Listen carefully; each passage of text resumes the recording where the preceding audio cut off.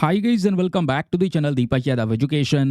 Welcome to the Daily Hindu News and Editorial Analysis of 9th of December 2024. तो guys आज है तारीख 9 दिसंबर 2024 और है मंडे। देखेंगे आज के द हिंदू कंप्लीट न्यूज़पेपर को एनालाइज करेंगे। बट लेक्चर में आगे बढ़ने से पहले अगर आपको इस लेक्चर का पीडीएफ चाहिए तो क्या करना है, सबसे पहले डाउनलोड करना है टेलीग्राम। देन उसके बाद जाके सर्च बॉक्स में टाइप करना Deepak Yadav education UPSC. As you can see guys आपको ये वाला चैनल मिल जाएगा, इस पर क्लिक करना और जाकर इस चैनल को ज्वाइन कर लेना। ज्वाइन करने से फ़ायदा क्या होगा, यहाँ पर आपको डेली बेसिस पे लेक्चर का पीडीएफ मिल जाता है, डेली करंट अफेयर के वीडियो का पीडीएफ मिल जाता है और डेली बेसिस पे बहुत सारे डिजिटल नोट्स मिल जाते हैं। नाउ बढ़ते हैं आगे बढ़ने से पहले हमेशा की तरह हम लोग अपने लेक्चर को एक मैप के क्वेश्चन के साथ स्टार्ट करेंगे। तो आज आप सभी को मैप में जाकर देखना है सोनाई रुपाई वाइल्ड लाइफ सेंचुरी को कहाँ पर है एग्जैक्टली लोकेटेड, इसको अच्छे से मैप में देखना। देन उसके बाद आकर नीचे कमेंट सेक्शन में टाइप करना है जिससे कि आप लोग इसको लंबे समय तक याद रख पाओगे। तो चलिए शुभारंभ करते हैं और चलते हैं सबसे पहले थंबनेल वाले इंपॉर्टेंट आर्टिकल की तरफ। आप देख पाएंगे दोस्तों, आई ब्लीडिंग डिसऑर्डर को लेकर वेरियस न्यूज़ आर्टिकल्स पिछले कुछ दिनों में पब्लिश हो चुके हैं। तो आज का मेन टॉपिक है ये और इसको लेकर यूपीएससी पहले प्रीवियस ईयर में क्वेश्चंस पूछ भी चुका है, वो सब कुछ आपको बताऊंगा। सबसे पहले आप देख पाएंगे, चाहे वो हमारा इंडियन एक्सप्रेस हो उसका एक्सप्लेनर सेक्शन हो या फिर चाहे वो हमारा द हिंदू ही क्यों ना हो उसका भी एक्सप्लेनर सेक्शन, और दोनों ही न्यूज़पेपर्स आपको पता है कितना ज़्यादा इंपॉर्टेंट है हमारे एग्जामिनेशन के लिए। दोनों में एक सिमिलर टॉपिक को कवर किया गया है, वो है आई ब्लीडिंग डिसऑर्डर। और ये जो पर्टिकुलर केसेस हैं या ये जो बीमारी है वो रिसेंटली रवांडा के अंदर में देखने को मिली है। काफ़ी सारे लोगों की मृत्यु हुई है जिसकी वजह से आज इस आई ब्लीडिंग डिसऑर्डर को लेकर जो कंसर्न्स हैं वो बढ़ रहे हैं। नाउ क्वेश्चन यह है बीमारी हो कैसे रही है, तो इसके पीछे का रीज़न है एक वायरस जिसको हम जानते हैं मार्बर्ग वायरस डिजीज़ के नाम से। अब जो ये मार्बर्ग वायरस है दोस्तों, ये आपको पता है चमगादड़ यानी फ्रूट बैट से फैलता है, क्योंकि वो जो फ्रूट बैट है वो रेजर्वोयर माना जाता है इस वायरस का। इससे इंसानों में चले जाता है ये वायरस। नाउ आगे मैं आपको इसके बारे में और भी डिटेल्स प्रोवाइड करवाने वाला हूँ, उसको ध्यान से सुनिएगा। लेकिन आप दोनों आर्टिकल में देख पाएंगे जहाँ पे बात हो रही है कि रवांडा में इस वायरस का आउटब्रेक हुआ है और ये वायरस एक जूनोटिक वायरस है। जूनोटिक वायरस मतलब क्या होता है, ये वो वायरस होते हैं जो जानवरों से इंसान में फैलते हैं और फिर ह्यूमन टू ह्यूमन ट्रांसमिशन भी इसमें पॉसिबल है। तो इस वजह से ये एक चिंता का विषय भी बनता है। नाउ क्वेश्चन ये है रवांडा है कहाँ पर, तो रवांडा दोस्तों एक अफ्रीकन कंट्री है जो काफ़ी सारे कंट्रीज़ के साथ में बॉर्डर्स को शेयर करता है या फिर कह सकते हैं एक लैंडलॉक कंट्री है। जैसे तांजानिया देखोगे, तांजानिया इंडियन ओशन के साथ में बाउंड्री को शेयर करता है, तो तांजानिया को हम लैंडलॉक कंट्री नहीं बोलेंगे। लेकिन रवांडा क्या है, चारों तरफ से देशों से घिरा हुआ है, तो इसको हम लोग एज अ लैंडलॉक कंट्री बोल सकते हैं। लेकिन ये मैप में कहाँ पर है, तो आइए मैं आपको एक बार जो अपना 3D मैप है उसके थ्रू दिखा देता हूँ। यह है अपना इंडिया, हमें चलना है अफ्रीका, और अफ्रीका में स्पेशली दोस्तों यहाँ पर इस रीजन को अगर आप जूम करेंगे, ये अभी हमने तांजानिया देखा और यहीं पे आप देख पाओगे ऊपर रवांडा है। रवांडा के नीचे एक और पर्टिकुलर कंट्री है जिसका नाम है बुरुंडी, ये भी अक्सर न्यूज़ में रहता है। ठीक है, अब आप देख पाएंगे दोस्तों रवांडा के वेस्टर्न साइड में एक देश है जिसका नाम है डेमोक्रेटिक रिपब्लिक ऑफ कॉन्गो, जिसको शॉर्ट फॉर्म में हम DRC के नाम से जानते हैं। एक बड़ा देश है, तो ये देश और रवांडा, इसके बीच में एक छोटी सी झील आपको दिख रही होगी, इसका नाम है लेक कीवू। ध्यान में रखिएगा, काफ़ी बार लेक को लेकर भी क्वेश्चन आप लोगों से बनते रहते हैं। जैसे आपको मैं याद दिला दूं, लेक विक्टोरिया को लेकर यूपीएससी पहले क्वेश्चन पूछ चुका है, तो यहाँ पे बीच में आपके लेक कीवू भी नज़र आएगा। ठीक है, उसके अलावा अगर आप इसके आसपास के बॉर्डर कंट्रीज़ को देखेंगे तो ऊपर दोस्तों आपको युगांडा देखने को मिलेगा, नीचे बुरुंडी है, फिर बगल में तांजानिया है और इधर आपको डेमोक्रेटिक रिपब्लिक ऑफ कॉन्गो नज़र आएगा। एक इंपॉर्टेंट कंट्री है रवांडा। अभी मैं बहुत सारी डिटेल्स जो हैं वो भी आपको रवांडा के बारे में बताऊंगा, लेकिन उससे पहले इस वायरस के बारे में जान लेते हैं जिस वायरस ने आज रवांडा के अंदर में जो बुरा हाल है वो कर रखा है। तो दोस्तों ये जो मार्बर्ग वायरस डिजीज़ है एक रेयर डिजीज़ है। रेयर मतलब बहुत ज़्यादा मुश्किल से फैलती है, ऐसा नहीं है कि यहाँ पर बहुत कॉमन हो, नॉर्मल तरीके से दिखाई पड़े, नहीं ऐसा नहीं है। एक वायरल हेमोरेगिक फीवर है, इसकी वजह से जो इंसान है या जानवर है दोनों के ऊपर इम्पैक्ट पड़ सकता है। इंसानों के ऊपर तो असर पड़ेगा, लेकिन जो दूसरे इंपॉर्टेंट प्राइमेट्स हैं, चाहे वो एप हो, मंकी हो, उनके ऊपर भी इम्पैक्ट पड़ सकता है। इसी मार्बर्ग वायरस डिजीज़ को नाम दे दिया गया है, या फिर इसको हम लोग as a bleeding eye virus के तौर पर देख रहे हैं, जहाँ पर आंखों से खून आने लगता है, आंखें बहुत ज़्यादा लाल पड़ जाती हैं। तो इसी वायरस की वजह से ये भी हो रहा है, जो कि कहीं ना कहीं बताया जा रहा है कि ह्यूमंस के लिए काफ़ी ज़्यादा कंसर्निंग है, क्योंकि 16-17 लोगों की जान जा चुकी है रवांडा के अंदर में। अब ये जो वायरस है मार्बर्ग वायरस डिजीज़, ये फिलोवायरस फैमिली से बिलोंग करता है। ये वही परिवार है जिसमें से एक और वायरस बिलोंग करता है और वो है दोस्तों इबोला वायरस। आपने इबोला वायरस का आउटब्रेक भी सुना होगा, इसको लेकर भी क्वेश्चन बन चुका है। मैं अभी आपको दिखाऊंगा प्रीवियस ईयर क्वेश्चन कैसे पूछा गया है। ठीक है, तो इबोला वायरस हो या फिर ये मार्बर्ग वायरस डिजीज़ हो, एक ही सेम परिवार से बिलोंग कर रहे हैं। क्वेश्चन ये है, ये वायरस फैलता कैसे है? एक चमगादड़ की वजह से। एक फ्रूट बैट है, उसका नाम क्या है? रोसेटस एजिप्टेकस। ये वाला चमगादड़ आपको देखने को मिलेगा। ये चमगादड़ टेरोपोडेई फैमिली से बिलोंग करता है ना। बोला जाता है कि मार्बर्ग वायरस का नेचुरल होस्ट है। वैसे जहाँ तक हम जानते हैं, जो ये बैट्स होते हैं इनमें बहुत सारे प्रकार के वायरस प्रेजेंट होते हैं और वायरस का नेचुरल रेजर्वोयर माना जाता है कि इनमें ऑलरेडी वायरस प्रेजेंट हैं और यही वायरस ट्रांसमिट होते रहते हैं दूसरे जानवरों में या दूसरे जानवरों से इंसानों में। उसी प्रकार से दोस्तों ये मार्बर्ग वायरस का भी केस है कि ये मार्बर्ग वायरस नेचुरली इन्हीं चमगादड़ों के अंदर में देखने को मिल जाता है। जो हमारी वर्ल्ड हेल्थ ऑर्गेनाइजेशन है उसने इस मार्बर्ग वायरस डिजीज को एक मेजर पब्लिक हेल्थ कंसर्न माना है कि पब्लिक हेल्थ के लिए सबसे बड़ा खतरा है। खतरा इसलिए है क्योंकि इसको लेकर या इसको ठीक करने को लेकर कोई प्रॉपर दवाई अवेलेबल नहीं है मार्केट में या कोई वैक्सीन्स अवेलेबल नहीं है। ऑब्वियस सी बात है, बीमारी है लेकिन उसका ट्रीटमेंट नहीं है, तो खतरा तो माना ही जाएगा पब्लिक के लिए। क्वेश्चन यह है कि इसके पीछे के पॉजिटिव एजेंट कौन कौन से हैं। जैसे मैंने आपको बताया कि ये जो वायरस है मार्बर्ग वायरस, यही मेन रीज़न है इस वायरस के पीछे का। तो क्या ये इंडिया में भी है? देखो, अगर मैं आपको इसके बारे में डिटेल शेयर करूंगा तो थोड़ा सा आपको हिस्ट्री जाननी होगी। इसका जो पहला केस है मार्बर्ग वायरस डिजीज़ का, वो पाया गया था मार्बर्ग के अंदर में। इस वजह से इसका नाम ही मार्बर्ग रख दिया गया है। मार्बर्ग बेसिकली जर्मनी के अंदर में एक जगह है, तो वहाँ पे 1967 में ये केस पाया गया था। जर्मनी बेसिकली यहाँ पर आप देख पाएंगे यूरोपियन कंट्री है जो यूरोप के कई सारे देशों के साथ में बाउंड्रीज को शेयर करती है, चाहे वो नेदरलैंड हो, बेल्जियम हो, लग्जमबर्ग हो, स्विट्जरलैंड हो, फ्रांस, ऑस्ट्रिया, चेक रिपब्लिक, पोलैंड, ऊपर डेनमार्क। इधर बाल्टिक सी है, इधर नॉर्थ सी है, इनके साथ में भी बॉर्डर लगता है जर्मनी का। यह है जर्मनी की कैपिटल बर्लिन। यहीं पर एक जगह है मार्बर्ग। वहीं पे 1967 में सबसे पहली बार ये वायरस पाया गया, जिस वजह से आज हम इसको मार्बर्ग वायरस डिजीज़ के नाम से बात करते हैं। लेकिन जर्मनी में केस आया, ये जर्मनी से फैलता चला गया अफ्रीका के अंदर में।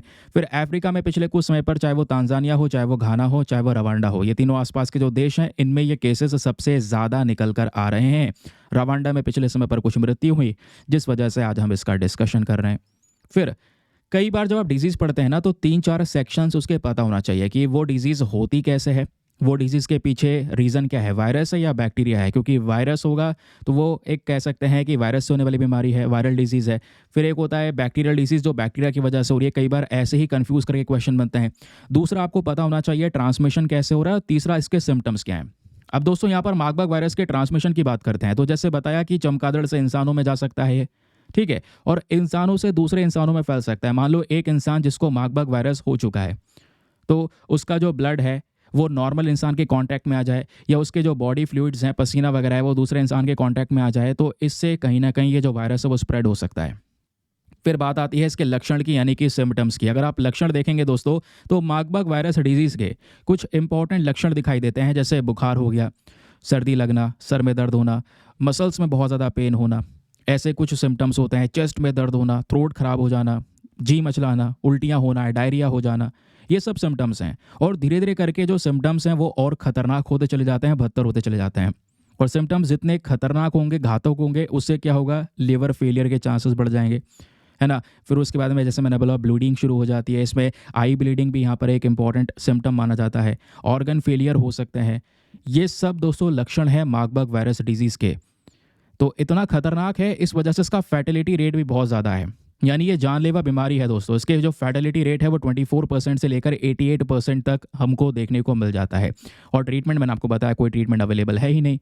बस खाली कुछ सिम्टम्स जो दिखाई पड़ते हैं, उन्हीं सिम्टम्स को, उन्हीं लक्षण को ट्रीट किया जाता है कि वो लक्षण जल्द से जल्द बॉडी से ख़त्म किया जाए, ताकि इस वायरस से लड़ा जा सके। वैसे कोई वैक्सीन या कोई स्पेसिफिक ट्रीटमेंट है नहीं इस बीमारी का, समझ गए। अब देखिए, यूपीएससी ने 2015 में यहाँ से एक क्वेश्चन पूछ लिया था। क्वेश्चन इंटरेस्टिंग सा है। क्या बात करता है, among the following which were frequently mentioned in the news for the outbreak of Ebola virus recently. जैसा आपको पता है मार्बर्ग के बारे में भी हम पढ़ रहे हैं, और मैंने आपको बताया उसी परिवार से बिलोंग करता है जहाँ से इबोला वायरस आता है। तो इबोला को लेकर तो क्वेश्चन बन चुका है, पॉसिबिलिटी है मार्बर्ग को लेकर भी बन जाए, ठीक है। तो यहाँ पे पूछा गया, बताइए कौन कौन से देश हैं जो हाल ही में चर्चाओं में थे जहाँ पे इबोला वायरस फैला। तो उस समय पर 2015 से पहले ये इबोला वायरस गिनिया, सीरा लियोन और लाइबेरिया में फैला था। ठीक है, अगेन यहाँ पे हम अफ्रीकन कंट्रीज़ की बात कर रहे हैं। तो ऐसे दोस्तों केसेस आते रहते हैं। तो अभी यहाँ पे मार्बर्ग चर्चाओं में, तो मार्बर्ग के केसेस आपके तांजानिया में है, रवांडा में है और घाना में नज़र आ रहे हैं। तो ऐसे यहाँ पर आप यूपीएससी के प्रीवियस ईयर क्वेश्चंस को एनालाइज करके अपना आगे का जो सिलेबस है उसको रेडी कर पाएंगे। ठीक है, चलिए फिर आगे आते हैं। नाउ आगे बढ़ने से पहले दोस्तों एक इंपॉर्टेंट इन्फॉर्मेशन, अगर आप लोग हमारे पेड ग्रुप्स को ज्वाइन करना चाहते हैं तो आपके पास में बढ़िया मौका है इसको ज्वाइन करने के लिए। यहाँ पर आपको डेली बेसिस पे करंट नोट्स के पीडीएफ वगैरह प्रोवाइड करवाए जाते हैं। फॉर एग्जांपल, जितनी भी डिटेल मैंने आपको यहाँ पर शेयर की है, हर एक आर्टिकल में ऐसे ही बेहतरीन डिटेल शेयर करने वाला हूँ, प्रीवियस ईयर क्वेश्चन आपको बताने वाला हूँ। वो सब चीज़ें दोस्तों एक सिंपल से पीडीएफ में आपको कंपाइल करके दी जाती हैं इस ग्रुप में। एक ऐसा पीडीएफ जिसका प्रिंट आउट वगैरह आप निकलवा सकते हैं, एक ऐसा पीडीएफ जो हिंदी और इंग्लिश दोनों भाषाओं में होता है, एक ऐसा ग्रुप आपको ज्वाइन करवा दिया जाएगा जहाँ पे करंट अफेयर का कंटेंट डेली बेसिस पे अपलोड होता रहता है। डेली ये डेटा अपलोड होता है दोस्तों, आपको हेल्प मिलती रहेगी। आपके पास में इतने सारा कंटेंट अवेलेबल है, किसी भी तारीख का पीडीएफ उठाओ, डाउनलोड करो, पढ़ो, डिलीट करो, अनलिमिटेड ऑप्शंस आपके पास में अवेलेबल हैं। स्टोरेज का कोई भी दिक्कत नहीं आएगा। उसके अलावा कुछ पुराना डेटा आपको सर्च करना है तो उसको सर्च करके आराम से पढ़ सकते हैं। फिर उसके बाद एक और सबसे बड़ा यहाँ पर आपको दोस्तों फ़ायदा मिल जाता है, वो यह है कि चीज़ों को रिवाइज़ करना हो, आराम से आप स्क्रॉल करके रिवाइज़ कर सकते हैं। आप अगर आज ग्रुप को ज्वाइन करेंगे तो केवल आज से कंटेंट नहीं मिलेगा, पुराना वाला सारा कंटेंट आपको वहाँ पे उस ग्रुप में प्रोवाइड करवाया जाएगा। और ग्रुप को ज्वाइन करने का जो फ़ी पेमेंट है वो भी बहुत मिनिमम है, जस्ट 499, और ये आपका वन टाइम इन्वेस्टमेंट है। जब तक आपका सिलेक्शन ना हो जाए तब तक आप 499 में इस ग्रुप को ज्वाइन करके रख सकते हैं। ज्वाइन करने के लिए क्या करना है, व्हाट्सएप पर जाना, यहाँ पर आपको एक नंबर दिया गया है 8534873368। इस नंबर पर मैसेज कर देना कि I want to join this group. वहाँ पे आपको रिप्लाई मिलेगा, पेमेंट का प्रोसेस दिया जाएगा और उससे ज़्यादा इंपॉर्टेंट आपको डेमो वीडियो का लिंक भी मिलेगा। पूरे डेमो वीडियो को एक बार देख लेना अच्छे से कि मुझको कहाँ पर क्या फ़ायदा होगा, और अपने आप को कम्प्लीटली सेटिस्फाई करने के बाद में जाकर ये इन्वेस्टमेंट आप सभी लोग कर सकते हैं। बाकी यार मेक श्योर क्या करो, वीडियो पे जो लाइक का बटन है उसको प्रेस कर दिया करो, ज़रूरी है। चलिए आगे आते हैं अगली इंपॉर्टेंट खबर पर। जैसे आप लोगों ने देख लिया होगा आज का the Hindu newspaper, international addition को देखोगे तो फ्रंट पेज कुछ ऐसा दिखाई पड़ेगा, और बाकी डेली एडिशन देखोगे तो फ्रंट पेज कुछ अलग है। दोनों एडिशन में खबरें थोड़ी आगे पीछे होती हैं, वैसे सेम होती हैं।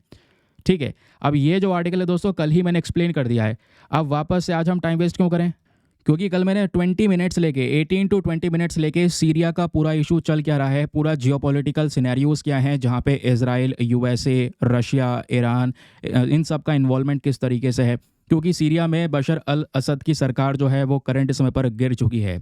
दूसरे ग्रुप्स का यहाँ पे कंट्रोल आ चुका है। इवन यहाँ पर इजराइल भी सीरिया की कुछ टेरिटरीज को कंट्रोल कर रहा है या फिर उसको कैप्चर कर रहा है। ऊपर से टर्की को यहाँ पर एक बड़ा फ़ायदा मिलने वाला है। जो इंडियंस हैं उनको बुला लिया गया है कि भाई जितना जल्दी हो सके फटाफट आ जाओ भारत में। स्पेशली सीरिया के अंदर में टोटल 90 लोग हैं जो इंडिया से बिलोंग करते हैं।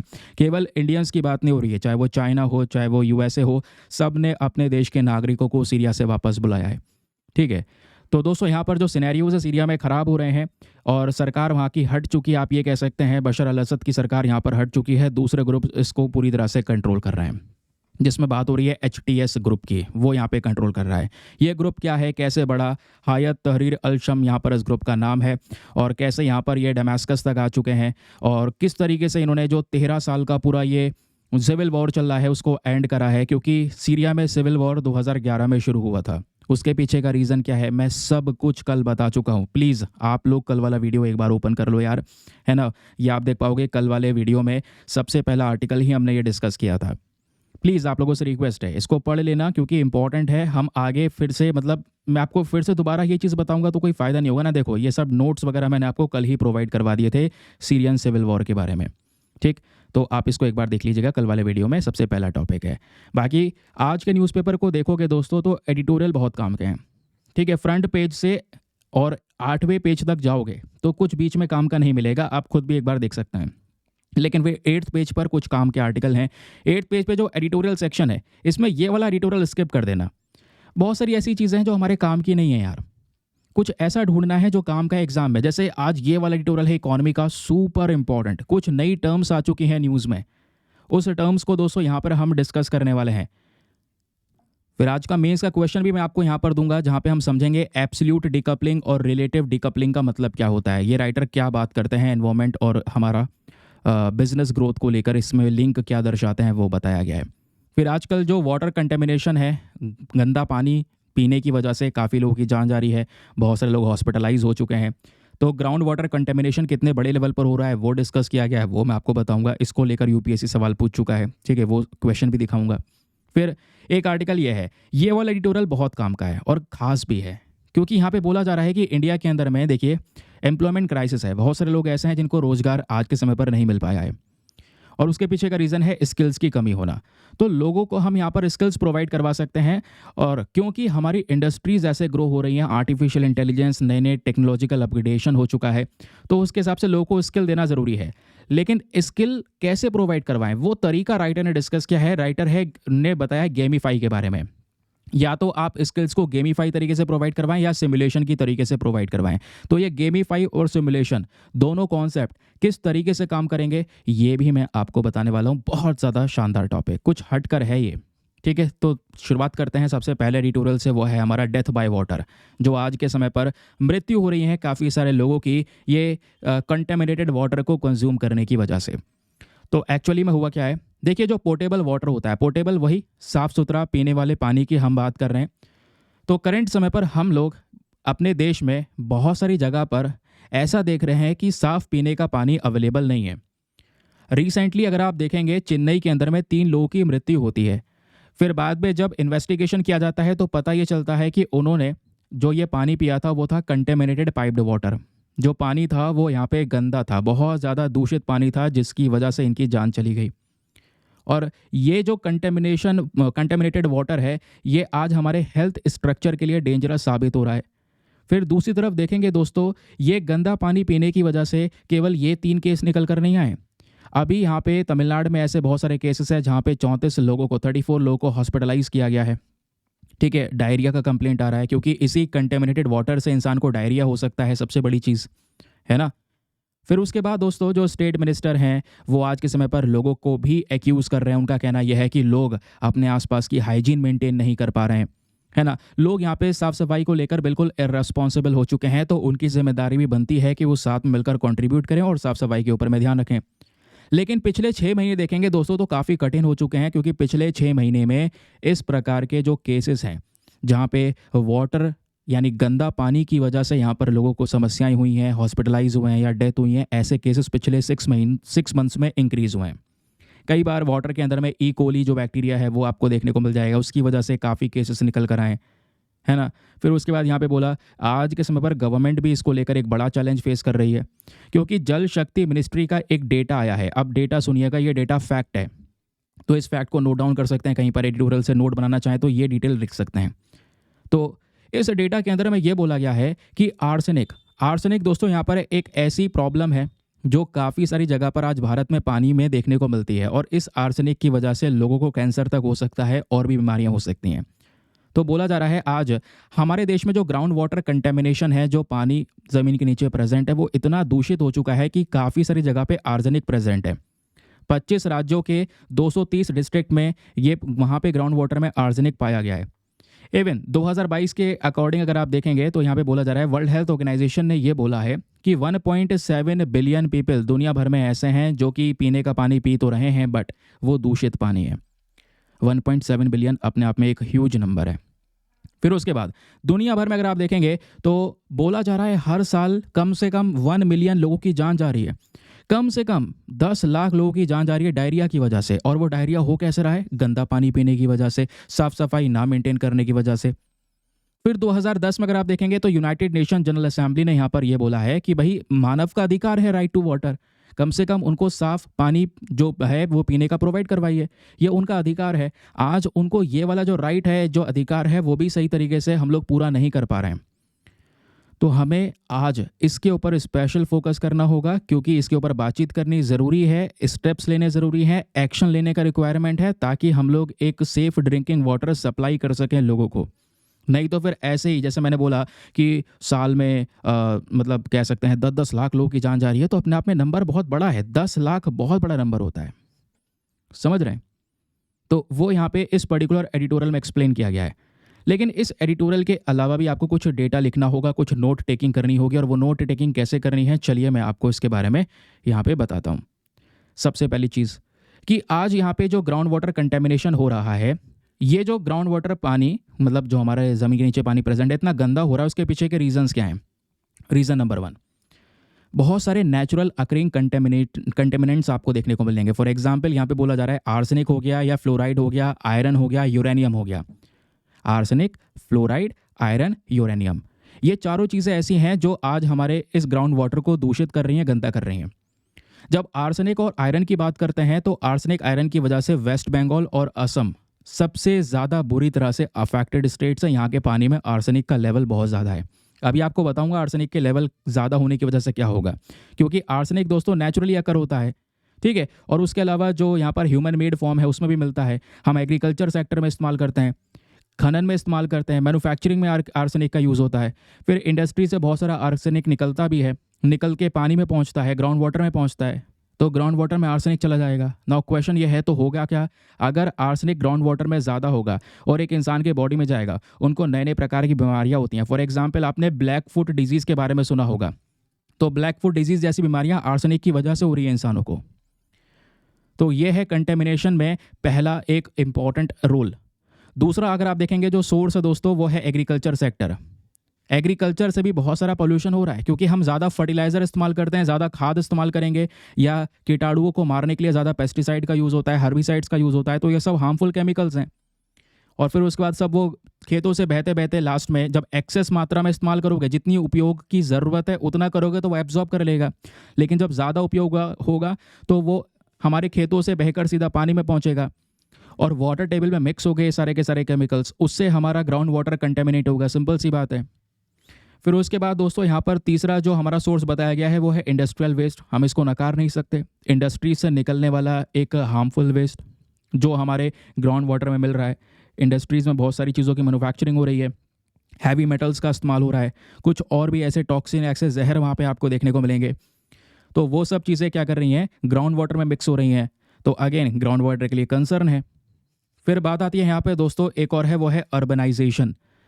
अर्बनाइजेशन मतलब शहरीकरण। लोग शहर की तरफ धीरे धीरे बढ़ रहे हैं। उसके अलावा दोस्तों जो शहर का जो सीवेज सिस्टम है आज के समय पर, वो काफ़ी ज़्यादा लीकेज फॉर्म में आपको देखने को मिलेगा, लीकेज मारता हुआ नजर आएगा। आज जो कूड़ा करकट है अर्बन एरियाज़ के अंदर में, उसको सही तरीके से मैनेज नहीं कर पा रहे हैं। उसकी वजह से भी harmful toxic chemicals ground water के अंदर में जाते हैं और उसको पल्यूट करते हैं। फिर कई सारी जगह पे सॉल्ट वाटर इंट्रूजन आपको देखने को मिलेगा। कोस्टल एरियाज़ जो हैं, स्पेशली जो समुद्र के किनारे स्टेट्स हमारे प्रेजेंट है, बहुत सारे कोस्टल स्टेट्स हैं भारत के पास में, वहाँ पे ग्राउंड वाटर को निकाला जाता है पंप करके। जब वो ज़मीन से पानी को निकाल रहे होते हैं तो इतना पानी निकाल लेते हैं कि समुद्र का पानी, जो समुद्र का खारा पानी है जो पीने लायक नहीं है, वो भी दोस्तों फिर खिंचना शुरू हो जाता है उस एरिया से। तो फिर वो एरिया का जो पानी है वो पीने लायक नहीं होता, या उससे आप सिंचाई नहीं कर सकते। खारे पानी से आप सिंचाई थोड़ी कर पाएंगे, आपकी फसलें बेकार हो जाएंगी। तो सॉल्ट वाटर में दोस्तों ये एक बहुत बड़ा इशू है। आज ये सारे कारण है या ये सारे सोर्सेज बताए जाते हैं ग्राउंड वाटर कंटेमिनेशन के। नाउ क्वेश्चन यहाँ पर यह है कि ये तो हमको पता चला कि सोर्सेस हैं, कि ये रीज़न है, ये कारण है, लेकिन इसके पीछे के एजेंट्स कौन कौन से हैं? कहने का मतलब है वो केमिकल्स कौन कौन से हैं जिसकी वजह से ग्राउंड वाटर कंटेमिनेट हो रहा है, जिसको लेकर यहाँ पे राइटर ने एडिटोरियल में एक बहुत बड़ा कंसर्न दिखाया है। तो इसमें जब एजेंट्स की बात करते हैं तो सबसे पहला एजेंट है आर्सेनिक। तो आर्सेनिक जैसे मैंने बोला नेचुरली अकरिंग मटेरियल आपको देखने को मिलेगा, ह्यूमन मेड फॉर्म में भी प्रेजेंट है, ये मैं बता ही चुका हूँ, ये सब चीज़ आपको बता ही चुका हूँ। इससे ब्लैक फुट डिजीज़ हो जाएगी, है ना।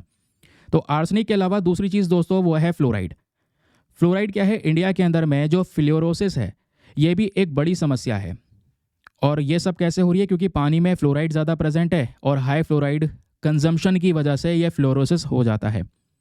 अब फ्लोराइड इनटेक जब बॉडी में ज़्यादा होगा तो इससे दोस्तों आपको दिमागी संबंधित बीमारियां हो सकती हैं, आपके हड्डियों से संबंधित बीमारियां हो सकती हैं, जॉइंट्स में पेन हो सकता है, ये सब कुछ होगा, है ना। या फिर कह सकते हैं जो पैर हैं वो बेंड होने शुरू हो जाते हैं, नीज़ बहुत कमज़ोर हो जाती हैं हमारी, ये भी दोस्तों कारण बन सकता है। ये एजेंट है फ्लोराइड जिसकी वजह से ये ग्राउंड वाटर कंटेमिनेट हो रहा है। फिर उसका एक रीज़न है नाइट्रेट। अब नाइट्रेट का लेवल भी पीने वाले पानी में बढ़ेगा। अब ये जब पानी में बढ़ेगा तो इससे दोस्तों जो हमारा ब्लड स्ट्रक्चर है, ब्लड में आपको पता है आरबीसीज हैं, है ना, हीमोग्लोबिन है। अब ब्लड क्या करता है, ऑक्सीजन को ट्रांसपोर्ट करता है, सर्कुलेट करता है पूरे बॉडी में। अब पूरे बॉडी में हर जगह पर अंग में जो ऑक्सीजन पहुंच पा रहा है वो ब्लड का ही तो काम है उसको पहुंचाना। तो अगर आपका जो ब्लड का स्ट्रक्चर है वही बदल जाएगा तो वो ऑक्सीजन को कैसे कैरी कर पाएगा, जिसकी वजह से जो शरीर है वो नीला पड़ने लगता है।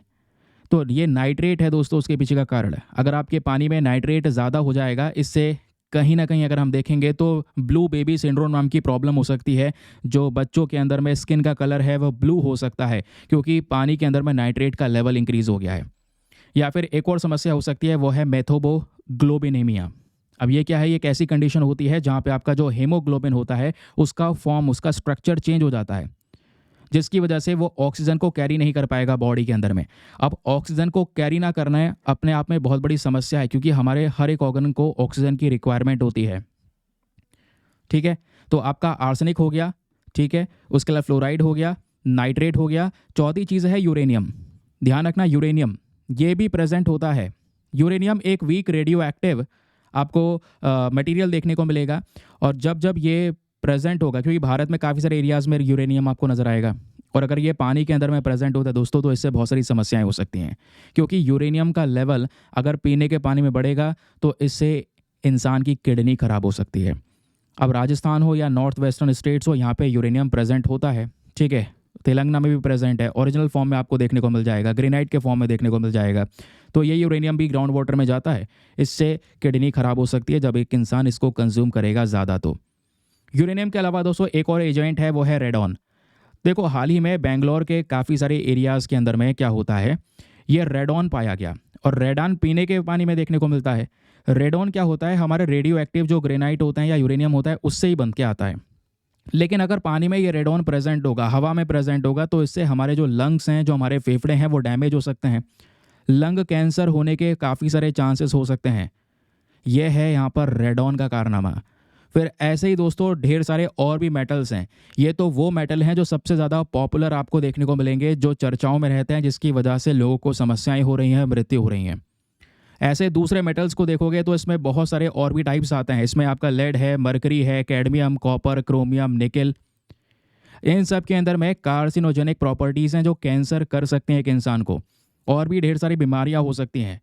जो मरकरी होता है पानी के अंदर में, इससे मिनेमाटा हो सकता है, यानी कि दिमागी संबंधित कुछ बीमारियां, प्रॉब्लम्स देखने को मिल सकती हैं इंसानों में। तो कहोगे ये सब चीज़ें मैं क्यों बता रहा हूँ आपको? इसके पीछे का एक ठोस रीज़न है, वो है यूपीएससी का प्रीवियस ईयर क्वेश्चन। अब देखिए, इस एडिटोरियल से चाहे तो मेंस का क्वेश्चन बन सकता है कि भैया बताइए ग्राउंड वाटर कंटेमिनेशन के पीछे के सोर्सेज क्या हैं, या कौन कौन से एजेंट्स हैं, या कितना खतरनाक हो सकता है। आपने हर एक पॉइंट को टैकल कर लिया। इतनी तो इन्फॉर्मेशन आपको मिल ही चुकी है कि आप 250 शब्दों में भी आंसर लिख देंगे 15 मार्क्स का क्वेश्चन जो होगा। समझ रहे हैं?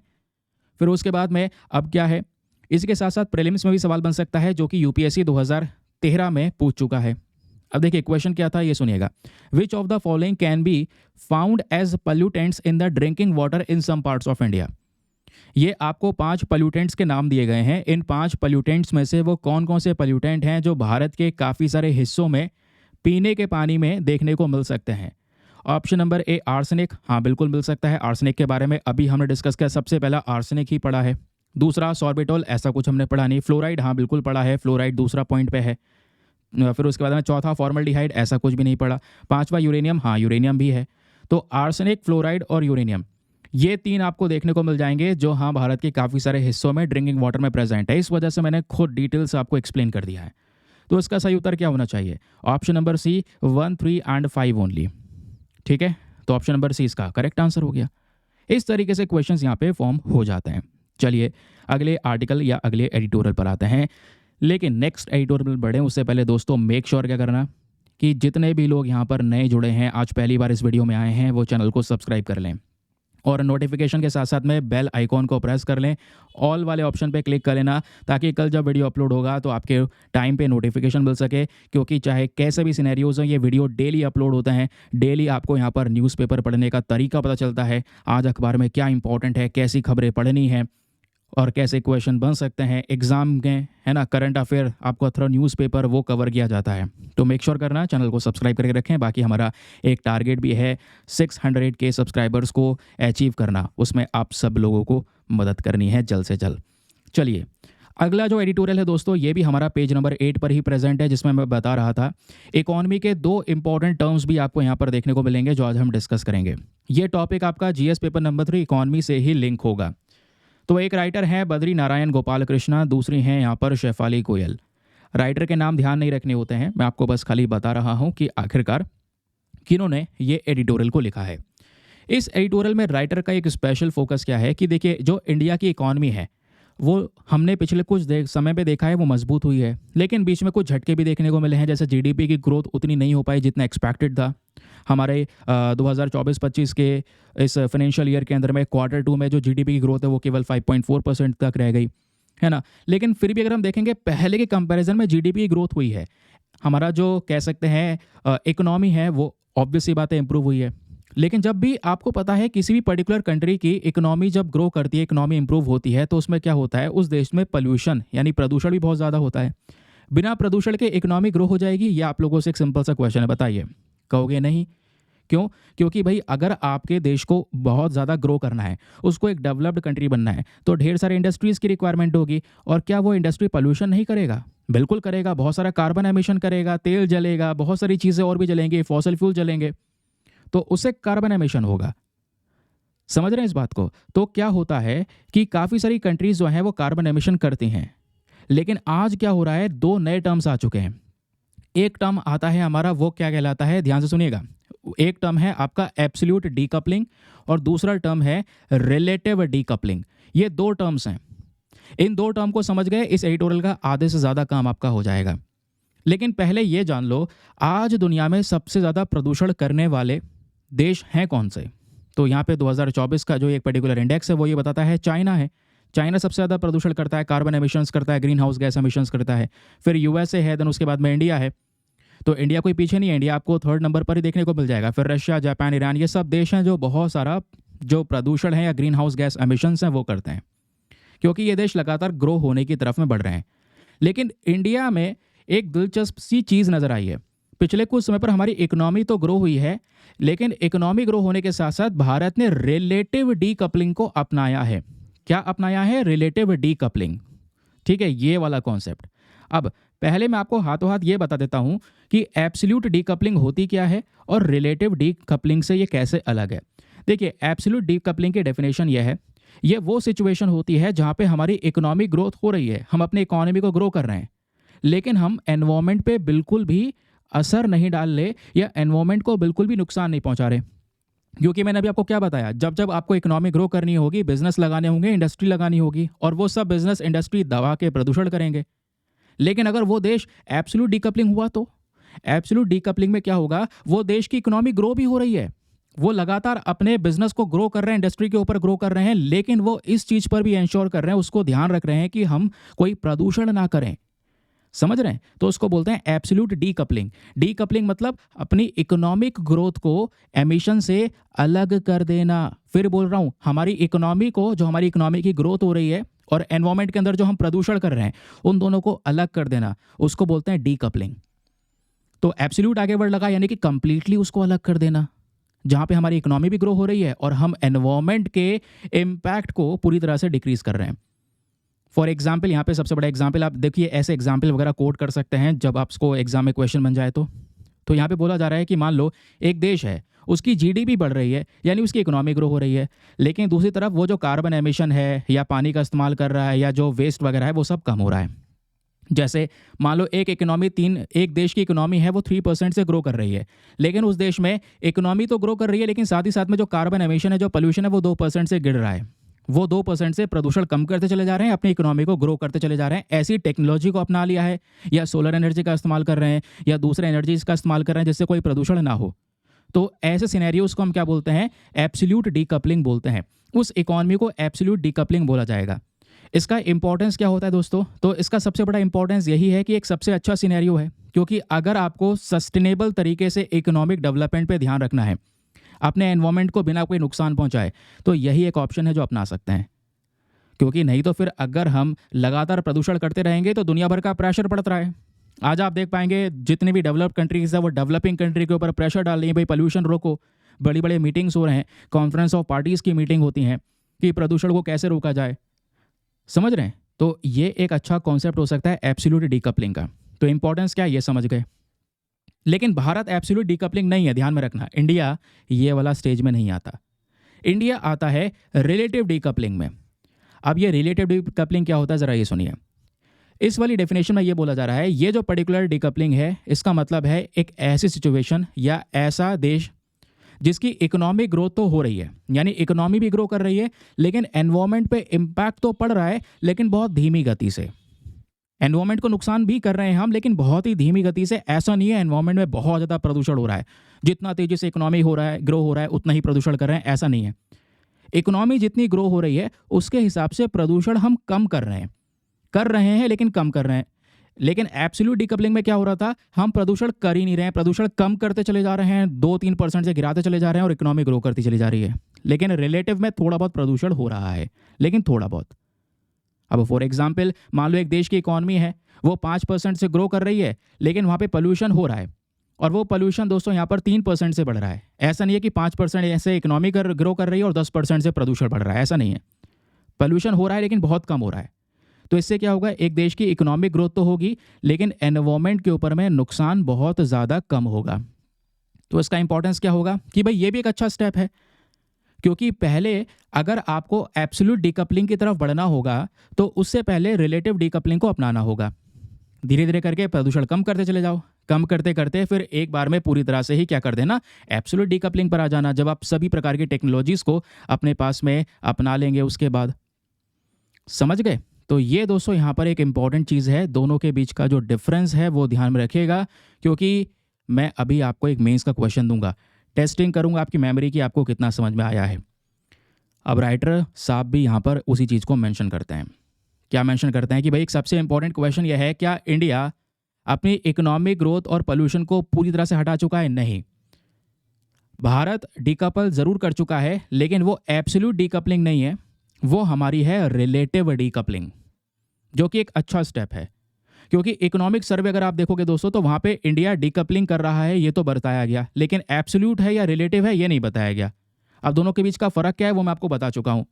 और पता ये चलता है कि जिस तरीके से हमारा जीडीपी ग्रो हो रहा है लेकिन हम प्रदूषण भी कर रहे हैं, लेकिन प्रदूषण कम कर रहे हैं, तो उस हिसाब से इंडिया रिलेटिव तरीके से डीकपलिंग को अपना चुका है, जो कि कोई बुरा स्टेप नहीं है। कि इससे पता चलता है इंडिया ने बहुत कुछ अचीव किया है कि भाई हम इकोनॉमी ग्रो कर रहे हैं, क्योंकि आज भी ऐसे बहुत सारे देश हैं जिनकी इकोनॉमी कम तेज़ी से ग्रो कर रही है, प्रदूषण ज़्यादा कर रहे हैं, बट इंडिया ने यहाँ पर बहुत सारी चीज़ें अचीव की हैं। समझ रहे हैं? फिर यहाँ पे ये बोलते हैं कि इंडिया एक डेवलपिंग कंट्री है, और अभी यहाँ पे दोस्तों जो एमिशन वगैरह है वो लगातार होगा। और भाई देखो यहाँ पे सिंपल सी बात है, एक देश डेवलपिंग कंट्री है, उसको डेवलप्ड देश बनना है तो एमिशन करेगा, वो एक्सपेक्टेड है, एमिशन होगा भाई, तभी इकोनॉमिक ग्रोथ हो पाएगी, इंडस्ट्रीज लगेंगी। तो हम एकदम से ऐसा स्टेप नहीं ले सकते कि इंडस्ट्री सारी बंद कर दो, इकोनॉमी डाउन हो जाएगी या इकोनॉमी ठप हो जाएगी। तो अभी हमारे लिए जो टारगेट है उसको हमें अचीव करना है, और हमारे लिए जो कमिटमेंट है वो थोड़ा लॉन्ग टर्म के लिए है। यानी हमने 2047 तक या 2070 तक नेट जीरो तक अचीव करने की बात की है। 2070 के बाद भारत पोल्यूशन नहीं करेगा, लंबा समय है, धीरे धीरे हो जाएगा, अपना लेंगे। लेकिन हमें कोशिश करनी होगी ज़्यादा से ज़्यादा रिन्यूएबल एनर्जी पे फोकस किया जाए। यानी कि जो इंडस्ट्रीज़ चल रही हैं, मान लो उसमें कोयला जलाकर अगर कोई एनर्जी ले रहे हैं तो कोयले से हो रहा है प्रदूषण, तो कोयले को हटा के सोलर एनर्जी का इस्तेमाल किया जाए। ऐसे ढेर सारी रिन्यूएबल एनर्जी को इम्प्लीमेंट करना होगा, नई नई पॉलिसीज़ लेकर आनी होगी, ताकि हम इस रिलेटिव डीकपलिंग से हटकर एब्सोल्यूट डीकपलिंग पर आ सकें और भारत का जो फ्यूचर है वो सस्टेनेबल बन सके। ये बात यहाँ पे हमारे राइटर ने एक्सप्लेन की है। आई होप मज़ा आ चुका होगा आपको ये आर्टिकल पढ़ के, दोनों नए टर्म्स हैं। अब सुनिए दोस्तों आज का मेंस का क्वेश्चन, जो कि आप लोगों ने लिखना है। क्वेश्चन क्या बोलता है, discuss the concept of absolute decoupling and the relative decoupling in the context of economic growth and the environment sustainability. अपने इकोनॉमिक ग्रोथ और एनवायरमेंट को सस्टेन करने के लिए जो ये टर्म यूज़ की जाती हैं, दोनों कॉन्सेप्ट जो है एब्सोल्यूट डीकपलिंग, रिलेटिव डीकपलिंग, इनको समझाइए। और फिर आगे ये भी बताना है कि इन दोनों में से कौन सा ज़्यादा बेहतर है, अगर आपको अच्छा डेवलपमेंट चाहिए होगा तो बताइएगा। 250 शब्दों में और 15 मार्क्स का ये क्वेश्चन है। एक बार मैं हिंदी में रीड कर देता हूँ ताकि हिंदी माध्यम वाले एस्पिरेंट भी अच्छे से पढ़कर एक बहुत खूबसूरत सा आंसर लिख सकें। क्वेश्चन क्या है, आर्थिक विकास और पर्यावरणीय स्थिरता के संदर्भ में पूर्णीय डीकपलिंग और सापेक्ष डीकपलिंग की अवधारणा पर चर्चा करें। सतत विकास प्राप्त करने के लिए दोनों में से कौन अधिक वांछनीय हो सकता है, यह आपने बताना है 250 शब्दों में। और आंसर लिखने के बाद में कहाँ पे सबमिट करना है, टेलीग्राम पर जाना, वहाँ पे जाके सर्च बॉक्स में लिखना दीपक यादव एजुकेशन मेंस ग्रुप। जैसे आप फुल फॉर्म लिखोगे मेरा टेलीग्राम चैनल मिलेगा, जहाँ पे ऑलरेडी 80,000 से ज़्यादा लोग जुड़ चुके हैं। आप भी जुड़कर अपने आंसर्स को लेकर वहाँ पे सबमिट कर सकते हैं। अपने आंसर को सबमिट करने के साथ साथ एक छोटा सा काम और करना है, एटलीस्ट सभी लोग को 2-2 आंसर्स रिव्यू करना है। जब आप सभी लोग 2-2 आंसर्स को रिव्यू करोगे, बहुत सारे फ़ायदे होंगे आपको भी और सामने वाले को भी। आपको कुछ इंपॉर्टेंट पॉइंट्स मिलेंगे जो आप अपने नोट्स में इंक्लूड कर सकते हैं। सामने वाले के आंसर में अगर कोई मिस्टेक होती है तो आप उनको बता सकते हैं कि यहाँ पर इंप्रूवमेंट की आवश्यकता है। इस प्रकार से कोऑपरेटिव वे में वो पूरा का पूरा ग्रुप काम कर रहा है। ठीक है, चलिए फिर अगली खबर पर आएँ दोस्तों। तो आते हैं, किस बात की देरी है। एक और इम्पॉर्टेंट एडिटोरियल आज का, और यह है हमारे पेज नंबर 9 के ऊपर में प्रेजेंट। ये भी अच्छा कॉन्सेप्ट है, अच्छा टॉपिक यहाँ पे डिस्कस किया गया है। एक नहीं 4 राइटर ने मिलकर इस आर्टिकल को लिखा है। कुछ इकोनॉमिक्स के प्रोफेसर हैं, कोई आईआईएम से बिलोंग करते हैं, ठीक है, तो वहाँ के पोस्ट ग्रेजुएट हैं, तो उन सब ने मिलकर इस डेटा को लिखा। ये बात करते हैं कि भारत के अंदर में जो स्किल्स इनिशिएटिव है उसको हमें आज के समय पर इम्प्रूव करना होगा। वो कैसे इम्प्रूव करना होगा, चलिए ज़रा नज़र मारते हैं। तो दोस्तों यहाँ पे जो हमारे राइटर हैं वो सबसे पहले पैराग्राफ में क्या बोलते हैं ज़रा सुनिएगा। इनका कहना यह है, जो भारत की इकॉनमी है वो मजबूत हो रही है, पिछले 10 सालों में तो मजबूत हुई है, नो डाउट। और जैसे जैसे हमारी जो इकोनॉमिक ग्रोथ बढ़ती हुई नज़र आई है, उसके बाद हमें क्या देखना चाहिए, एक एम्प्लॉयमेंट अपॉर्चुनिटी वाला जो इशू है वो भी देखना चाहिए। भले ही यहाँ पर इकोनॉमी ग्रो हुई हो, लेकिन एक बड़ी समस्या आज भी जो हम फेस कर रहे हैं वो क्या है, बेरोज़गारी, अनएम्प्लॉयमेंट। तो जो प्रॉब्लम ऑफ अनएम्प्लॉयमेंट है ये बड़ी समस्या बन चुकी है आज हमारे इकोनॉमी के लिए। और इकोनॉमिक सर्वे जो है 2023-24 का, वो ये दिखाता है कि इंडिया को हर साल, ध्यान रखना, भारत को हर साल 78.5 लाख नई जॉब जनरेट करनी होगी नॉन फार्म एरियाज में। यानी एग्रीकल्चर में तो ऑलरेडी मिलियंस ऑफ लोग हैं, हमें एग्रीकल्चर सेक्टर में नहीं, नॉन एग्रीकल्चर सेक्टर में 78.5 लाख नई जॉब्स हर साल जनरेट करनी होगी, वो भी 2030 तक। अगर हमें अपने देश के लोगों को, हर एक नागरिकों को प्रॉपर ये काम देना है तो, क्योंकि इंडिया में आज पॉपुलेशन, स्पेशली यूथ की पॉपुलेशन है अच्छी खासी, लेकिन उनके पास में वो अपॉर्चुनिटीज़, वो अवसर नहीं मिल पा रहे हैं कि वो अच्छी जॉब कर सकें, क्योंकि उनके लिए नई नौकरियां जनरेट नहीं हो पा रही हैं, एम्प्लॉयमेंट अपॉर्चुनिटीज़ नहीं मिल पा रही हैं। तो हमें इतनी नौकरियां जनरेट करनी होगी 2030 तक, तब जाके इंडिया में हर एक व्यक्ति की जॉब की रिक्वायरमेंट फुलफिल हो पाएगी। लेकिन प्रॉब्लम क्या है, हमें एग्रीकल्चर सेक्टर पे ध्यान नहीं देना है, अभी ध्यान देना है नॉन फार्मिंग सेक्टर में। क्योंकि आज भारत में एक बड़ी समस्या ये भी है कि देखिए, इंडस्ट्रीज़ में, काफ़ी सारी इंडस्ट्री में जॉब अवेलेबल है, लेकिन उस जॉब के लिए अपने आप में एक पर्टिकुलर स्किल चाहिए जो हमारे यूथ के पास में नहीं है। आज बहुत सारे लोग ऐसे हैं जिनके पास में स्किल्स नहीं है। इस वजह से बोला जाता है कि भाई आपके पास में लाइफ में कुछ हो ना हो, एक ना एक स्किल गेन कर लो, किसी ना किसी चीज़ में माहिर हो जाओ, जो आपको आगे आपकी लाइफ बना देगा। समझ रहे हैं? और ऐसी इंडस्ट्री में स्किल रिक्वायरमेंट बहुत सारी है। आज आपके पास में अलग ढेर सारी प्रकार के स्किल हैं, आर्टिफिशियल इंटेलिजेंस में, एडिटिंग में, या फिर रोबोटिक्स में, है ना, या इंटरनेट ऑफ थिंग्स में। तो आप इंडस्ट्रीज़ में जॉब ले सकते हैं, बट वो स्किल्स होनी चाहिए। तो राइटर यही बोलते हैं कि भाई हम बात कर रहे हैं स्किल की, तो इंडिया में सबसे बड़ा समस्या क्या है, स्किल का ही बड़ा चैलेंज है। इंडिया ने एक कॉम्प्रहेंसिव इंस्टीट्यूशन पॉलिसी फ्रेमवर्क तैयार किया, और वो जो पर्टिकुलर नियम था उसमें हमारा मेन पर्पस ये था कि हम लोगों को अच्छी ट्रेनिंग देंगे और स्किल्स प्रोवाइड करवाएंगे। लेकिन यहाँ पे क्या हुआ, जितना भी हमने फ्रेमवर्क तैयार किया उसका ज़्यादा कोई रिजल्ट अच्छा नहीं आया, वो फेलियर सा देखने को मिला। फिर जो पीरियोडिक लेबर फोर्स सर्वे है, जो कि हमारे यहाँ पे बताता है कि भाई आजकल कितने लोगों का वर्क में पार्टिसिपेशन है, 2022-23 का देखोगे तो बोला जा रहा है कि केवल 21%, कितने, 21% यूथ, 21% नौजवान ऐसे हैं जिनकी उम्र 15 से लेकर 29 के आसपास है, और उनको किस प्रकार की ट्रेनिंग दी जाती है। तो कितनी जनसंख्या है, आप ये देखिए, करोड़ों में आबादी है, उसमें यूथ की पॉपुलेशन अच्छी खासी है, और उनमें से केवल 21% नौजवानों को ये ट्रेनिंग मिल पाती है कुछ अच्छे फॉर्मल सोर्सेज से। फिर इवन जो हमारे चीफ इकोनॉमिक एडवाइज़र हैं वी अनंत नागेश्वरन, इनका कहना यहाँ पर यह है कि आज भारत में जो ग्रेजुएशन, उसकी कोई ज़्यादा वैल्यू नहीं रह गई, क्योंकि केवल 51%, कितने, केवल 51% इंडियन ग्रेजुएट्स ऐसे हैं जिनको कोई ना कोई नौकरी मिली है, वो एम्प्लॉयबल हैं। अदरवाइज आधे से ज़्यादा लोग यहाँ पर ऐसे ही हैं, अनएम्प्लॉयमेंट, मतलब कह सकते हैं अनएम्प्लॉयड व्यक्ति हैं, वो बेरोज़गार हैं, भले ही यहाँ पे उन्होंने ग्रेजुएशन क्यों ना कर लिया। आज ग्रेजुएशन की जो वैल्यू है वो कितनी ज़्यादा कम हो चुकी है, पहले के कंपैरिजन में वो हमको नज़र आता है। इवन एक डेटा ये भी बताता है कि 2022-23 में अगर आप देखोगे तो केवल 4.4% है जिनको कोई ना कोई टेक्निकल ट्रेनिंग दी गई, अदरवाइज किसी को ट्रेनिंग नहीं दी गई। इतनी बड़ी आबादी में केवल 4% लोगों को ट्रेनिंग मिल पा रही है। तो यहाँ पे सुधार की आवश्यकता है। ये एक इम्पॉर्टेंट की फोकस एरिया है। और अभी आने वाले समय पर बजट आएगा, तो राइटर बोलते हैं कि भाई बजट आएगा तो हमें अपने लोगों के लिए, अपने नौजवान लोगों के लिए, क्योंकि यही नौजवान आगे का भविष्य है, यही देश को, हमारी देश की अर्थव्यवस्था को आगे लेकर जा सकते हैं। तो इनको अच्छी स्किल देना ताकि वो इंडस्ट्री के अंदर में बढ़िया नौकरी कर सकें, ये ज़रूरी है। वो कैसे स्किल गेन करेंगे? आप उनके लिए नई नई फैसिलिटीज़ लेकर आ सकते हैं, क्योंकि इंडिया में दोस्तों स्किल्स को लेकर एक सबसे बड़ा चैलेंज क्या है वो ज़रा सुनिए। राइटर बोलते हैं आज हमारी जो वर्कफोर्स है वो सब पुराने ज़माने की टेक्निक का यूज़ कर रहे हैं, जबकि दुनिया समय के साथ में अपडेट हो चुकी है।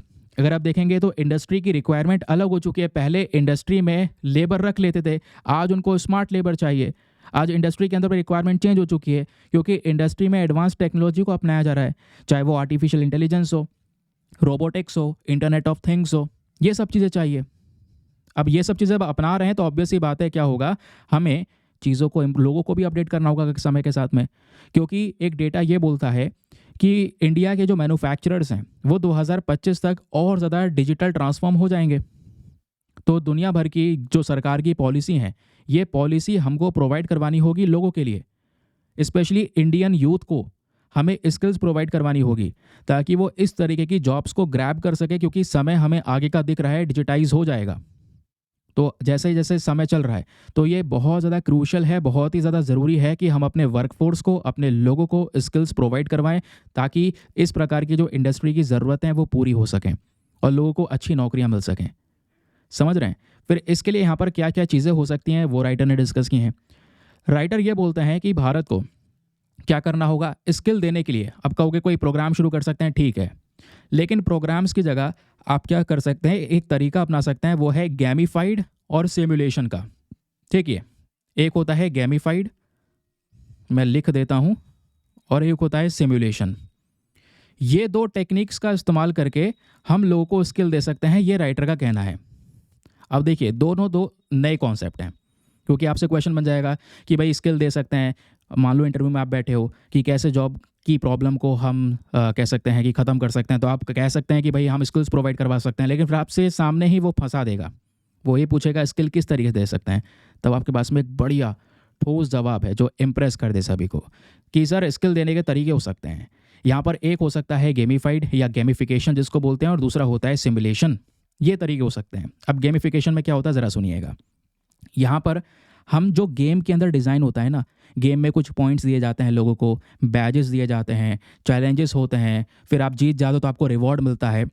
कुछ ऐसे ही तरीके लोगों को हमें ट्रेनिंग में प्रोवाइड करवाने होंगे, स्किल्स में प्रोवाइड करवाने होंगे, ताकि लोगों की दिलचस्पी बने। जैसे गेम में इंटरेस्ट बना रहता है ना, कि आपको पॉइंट्स मिलेंगे, आपको कैसे कह सकते हैं सामने चैलेंजेस होंगे, फिर उसमें जब चैलेंजेस से निपट जाओगे तो आपको एक रिवॉर्ड मिलेगा। ऐसा कुछ होगा तो लोगों का लर्निंग एक्सपीरियंस बढ़ेगा, दिलचस्पी बनेगी। अब इसी तरीके को हम दोस्तों अपने एजुकेशन सेक्टर में इस्तेमाल कर सकते हैं। गेमिंग तरीके से लर्न करवा सकते हैं कि भाई आप लोगों को मैं कई भी क्वेश्चन देता हूँ और कहता हूँ लिखना स्कोर नीचे कमेंट सेक्शन में, है ना, कल डिस्कस करेंगे, कल बात करेंगे, किसने अच्छा परफॉर्मेंस दिया उसको पिन कर दूंगा। तो ऐसे यहाँ पे लोगों का इंटरेस्ट बनता है कि हाँ मेरा कमेंट पिन हो जाएगा, मैं पार्टिसिपेट करूँगा। समझ रहे हैं? तो क्या होता है, एजुकेशन में हम इस तरीके को अपना सकते हैं, या फिर एम्प्लॉय ट्रेनिंग को लेकर अपना सकते हैं, भाई किसी को ट्रेनिंग देनी है, स्किल्स प्रोवाइड करवानी है। हेल्थ सेक्टर में अपना सकते हैं, पर्सनल डेवलपमेंट में अपना सकते हैं। हेल्थ सेक्टर में कैसे, भाई हेल्थ में अचानक थोड़ी चले जाओगे, पहले आपकी ट्रेनिंग होती है, तो ट्रेनिंग में ये सब चीज़ें दे सकते हैं जिससे इंटरेस्ट बढ़ेगा। और एक बार इंसान का किसी चीज़ में इंटरेस्ट बढ़ने लगता है ना, तो ऑटोमेटिकली यहाँ पर उसको करने के लिए उसके अंदर में मोटिवेशन जागने लगता है। फिर उसको मोटिवेशन की रिक्वायरमेंट नहीं पड़ती है, वो समझ चुका है कि वो चीज़ उसके लिए एन्जॉयबल हो चुकी है, जैसे वो गेम्स को एन्जॉय करता है। समझ रहे हैं? अब वही प्रोसेस दोस्तों यहाँ पर आपका सिमुलेशन में होता है। सिमुलेशन में क्या होता है, एक लर्निंग मेथड है जहाँ पे हम क्या कर रहे हैं, मतलब पहले ट्रेनिंग प्रोवाइड करवाते हैं, ऑब्वियस सी बात है। अब यहाँ पे हम स्किल देने की बात कर रहे हैं, ट्रेनिंग की देने की बात कर रहे हैं, तो एक इंसान को पहले जॉब में उतारने से पहले ट्रेनिंग दी जाएगी। तो ट्रेनिंग में उसको एक ऐसा एनवायरनमेंट दे दिया जाएगा जिस एनवायरनमेंट में बिल्कुल रियल सिचुएशन होगी, जैसे जॉब में मिलेगा वैसी उसकी ट्रेनिंग करवाई जा रही है, उसको प्रैक्टिस करवाई जा रही है, उसको नए स्किल्स प्रोवाइड करवाए जा रहे हैं। समझ रहे हैं? अब ये वाला जो तरीका है ये आपका एविएशन सेक्टर, जैसे कि लोग पायलट होता है, पायलट की पहले प्रॉपर ट्रेनिंग होती है, तो ट्रेनिंग में उसको रियल इस तरीके का स्ट्रक्चर दिया जाता है, प्लेन दिया जाता है, सिखाया जाता है, फिर उसके बाद ही यहाँ पर उनको उतारा जाता है ना। तो ये तरीके अपना सकते हैं। फिर उसके अलावा दोस्तों यहाँ पे यही तरीके आपके हेल्थ सेक्टर में या एम्प्लॉयज़ को फील्ड में उतरने से पहले या उनको इस तरीके से स्किल्स देने में अपनाया जा सकता है। तो क्वेश्चन यहाँ पर यह है कि चाहे वो गेमिफाइड वाला तरीका हो या वो सिमुलेशन वाला तरीका हो, दोनों के जो फ़ायदे हैं वो बहुत ज़्यादा हो सकते हैं। अब जैसे राइटर बोलते हैं इसके बेनिफिट्स बहुत सारे हैं। बेनिफिट पहला क्या है, इससे क्या होगा, लोगों का जो एंगेजमेंट है वो इंक्रीज़ होगा, लोगों का एंगेजमेंट बढ़ेगा। सिंपल सी बात है, जैसे आप गेम में लगे रहते हैं, बोर नहीं होते, वैसे इन कामों में बोर नहीं होंगे। समझ रहे हैं। दूसरा जो यहाँ पर इसका फ़ायदा होगा, instant feedback, very very important, very very important. अब यहाँ पे क्या होगा, जैसे फॉर एग्जांपल यहाँ पे आपको ट्रेनिंग करवाई जा रही है, पहले अच्छे से स्किल दी जा रही है, तो आप कहाँ पे गलती कर रहे हो तुरंत आपको फीडबैक मिल जाएगा कि भाई ये गलतियाँ यहाँ पे सुधार कर लो, ताकि आप रियल वर्ल्ड सिचुएशन में उतरेंगे तो आपसे गलतियाँ ना होएं, आपका माइंडसेट उस तरीके से डेवलप हो जाए, आपकी लर्निंग इतनी ज़्यादा स्ट्रांग हो जाए यहीं पर। इसको बोलते हैं एक इंसान को मजबूत करना उसके स्किल्स के अंदर में। और ये फ़ायदा हो सकता है इन दोनों स्ट्रक्चर को अपना कर। या तीसरा यहाँ पर इसमें एक सबसे बड़ा फ़ायदा होगा दोस्तों, सेफ प्रैक्टिस एनवायरनमेंट। पहले आपको यहाँ पर क्या करवा दिया, इतना ज़्यादा प्रैक्टिस करवा दिया गया जिससे आप जब रियल सिचुएशन में आएंगे तो किसी को नुकसान नहीं पहुँचाएंगे। जैसे पायलट हो गया, अब पायलट को इतनी ट्रेनिंग पहले करवा दी जाती है कि जब वो प्लेन उड़ाएंगे, पैसेंजर्स को लेकर उड़ना है तो कोई नुकसान ना हो, किसी को हार्म ना पहुँचाएं। समझ रहे हैं। ऑब्वियसली बात है, वो पहुंचाना नहीं चाहता है, गलती से भी हो सकता है, लेकिन उसको इतना ट्रेन कर देना, उसको उसके स्किल्स को इतना रिफाइन कर देना कि लोगों को कोई प्रॉब्लम ना हो। ये इसका तीसरा फ़ायदा होता है, एक इंसान पूरा एकदम क्लियर हो जाता है। फोर चीज़ यहाँ पे आपको रियलिस्टिक सिनेरियोज प्रोवाइड करवाए जाते हैं। हाँ भाई ऐसा ऐसा होगा, आपके स्किल लेवल बढ़ेंगे, आप प्रोग्रेस करोगे इन सब चीज़ों में। और मोस्ट इम्पॉर्टेंट चीज़, जब आप अपने काम में इंटरेस्ट लेने लगते हो, किसी चीज़ को पढ़ने में बहुत मज़ा आ रहा है आपको, तो उसको लंबे समय तक याद रख पाते हो, नहीं रख पाते हो, बिल्कुल याद रख पाते हो, तो आपका जो रिटेंशन लेवल है दोस्तों वो भी इम्प्रूव होता हुआ नज़र आता है। ये सबसे बड़ा फ़ायदा है गेमिफाइड और सिमुलेशन के स्ट्रक्चर में कि आपका रिटेंशन लेवल इंक्रीज़ होगा, आपकी स्किल्स इंप्रूव होंगी, आपको प्रॉब्लम सॉल्व करने का जो हैबिट है वो डेवलप होगा, एक्टिव प्रॉब्लम सॉल्व कर सकते हैं। फिर सबसे बड़ा बेनिफिट यहाँ पर एक और है, वो है मोटिवेशन और प्रोग्रेस ट्रैकिंग। आप रेगुलर बेसिस पर मोटिवेट रह सकेंगे, क्योंकि ये जो गेम वाले ट्रेनिंग के तरीके हैं, है ना, इससे क्या है, आपको इंटरेस्ट आ रहा है, आपको नई नई चीज़ें मिल रही हैं, आप प्रोग्रेस कर रहे हैं, और वो जितना जितना प्रोग्रेस कर रहे हैं आपको लेवल्स में दिखा रहा है। जैसे गेम्स के अंदर लेवल्स होते हैं, आप पहले से कितना बेटर परफॉर्म कर रहे हैं, हाई स्कोर आपकी बार जनरेट हुआ है, तो इससे क्या होगा, आपके अंदर में एक सेंस ऑफ अचीवमेंट जनरेट होगा। मैंने ये सब कुछ अचीव किया है, इतनी मेरी प्रोग्रेस हो रही है, आगे मुझको ये भी अचीव करना है। ये होता है तरीका। समझ रहे हैं। अब क्वेश्चन ये है कि सर ये जो गेमिफाइड और सिमुलेशन वाली टेक्निक्स हैं, इससे हम स्किल्स तो प्रोवाइड करवा सकते हैं, लेकिन ये बताइए ये जो स्किल होंगी इसको हम कैसे अलग अलग फील्ड में इंक्लूड कर सकते हैं। मतलब कौन कौन सी फील्ड है जहाँ पे इससे स्किल्स दी जा सकती हैं। भाई बहुत सारी फील्ड हो सकती हैं। सबसे पहले आपकी सेल्स ट्रेनिंग जो होती है कॉर्पोरेट सेक्टर में, लीडरशिप डेवलपमेंट में आप इसका इस्तेमाल कर सकते हैं, कस्टमर सर्विस जो देते हैं उनको ये ट्रेनिंग प्रोवाइड करवा सकते हैं, हेल्थ केयर में जो सर्जरी के लिए ट्रेनिंग प्रोवाइड करवाई जाती हैं, एविएशन सेक्टर में, उसके अलावा मिलिट्री के अंदर में आप देख पाते होंगे पहले ही जवानों को कितनी ज़्यादा ट्रेनिंग दी जाती है, सोल्जर्स को ट्रेन किया जाता है, ज़रूरी है ये सब। एजुकेशन सेक्टर में हम यहाँ पर ट्रेन कर सकते हैं टीचर्स को, मैथ साइंस इंजीनियरिंग को लेकर, लैंग्वेज लर्निंग को लेकर, तो ये सब चीज़ें करना ज़रूरी है, इससे स्किल्स इंप्रूव होंगी। लेकिन ऐसा नहीं है कि यहाँ पर इसमें फ़ायदा ही होगा। राइटर बोलते हैं ठीक है ये इनिशिएटिव बहुत अच्छे हैं, लेकिन इसमें कुछ चैलेंजेस भी डेवलप हो सकते हैं, कुछ इसमें समस्याएं भी हो सकती हैं। नाउ क्वेश्चन ये है चैलेंजेस क्या हो सकते हैं। सर इसमें कॉस्ट कितना ज़्यादा लगेगा। सही बात है भाई, एक कंपनी को ट्रेनिंग प्रोवाइड करवाने के लिए कितना, इतने सालों को ट्रेनिंग प्रोवाइड करवानी है, उस तरीके का इंफ्रास्ट्रक्चर तो बनाना होगा ना, इसमें कॉस्ट बहुत ज़्यादा लगेगा। दूसरा यहाँ पर अगर आप देखेंगे, दूसरा दोस्तों यहाँ पर क्या है, लर्निंग रेसिस्टेंस। अब ये क्या चीज़ ज़रा सुनिएगा। कुछ लर्नर्स ऐसे होते हैं जिनको गेम्स पसंद नहीं है अब वो क्या करें, है ना, उनको यहाँ पर वाली जो ट्रेनिंग है उसमें वो इतना एंजॉय नहीं कर पाते। फिर एक और प्रॉब्लम आती है स्केलेबिलिटी की। जितने भी यहाँ पर गेमिफाइड और सिमुलेशन के तरीके हैं ये ट्रेनिंग बेस्ड होते हैं।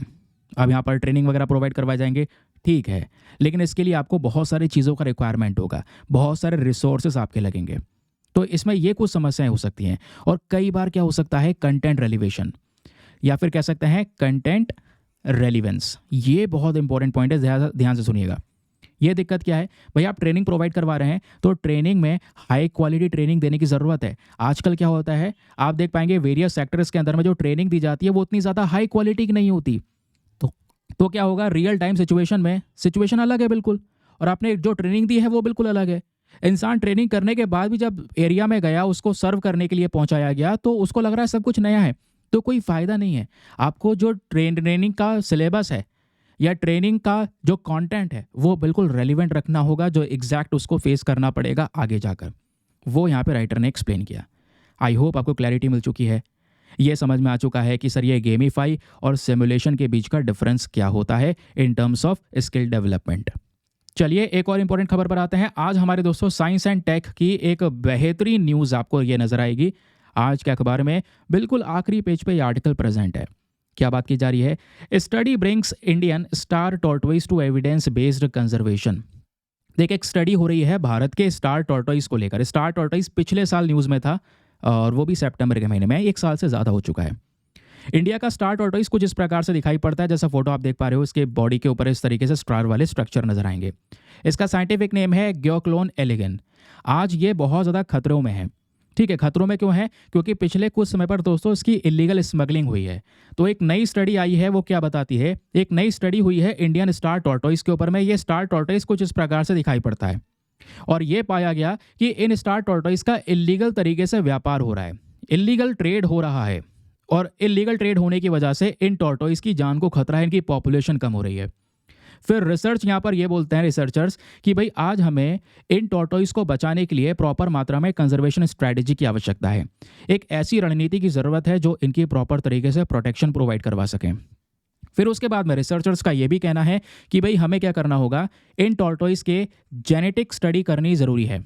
इनकी जेनेटिक स्क्रीनिंग कर सकते हैं, स्टडी कर सकते हैं इन स्पीशीज़ की, ताकि आगे जाके इनकी अच्छी ब्रीडिंग करवा के इनकी पॉपुलेशन को इंक्रीज़ किया जा सके, क्योंकि पॉपुलेशन इनकी खतरे में है, वल्नरेबल सेक्शन में है।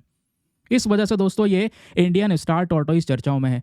नाउ एग्जामिनेशन के लिए क्या क्या ध्यान में रखना है ज़रा ये बताता हूँ। इसको लेकर भी यूपीएससी क्वेश्चन पूछ चुका है, क्वेश्चन लाया नहीं हूँ बट आप सर्च कर लेना, इंडियन स्टार टॉर्टोइज को लेकर सवाल बना हुआ है।